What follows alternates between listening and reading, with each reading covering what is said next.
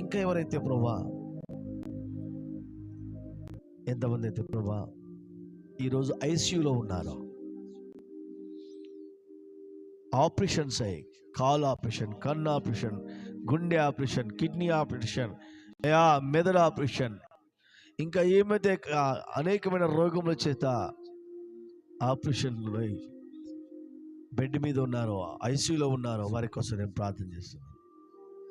వారి జీవితంలో ప్రభువా నెమ్మది దయచండి, శాంతి దయచండి, స్వస్థత దయచండి, ఆరోగ్యం దయచండి ప్రభువా, కృప చూపించండి దేవా. ఆమేన్ చెప్పండి. ఆమేన్.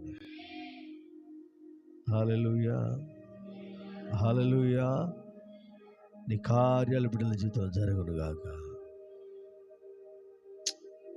ఈ రాత్రి నేను ప్రార్థిస్తున్నాను.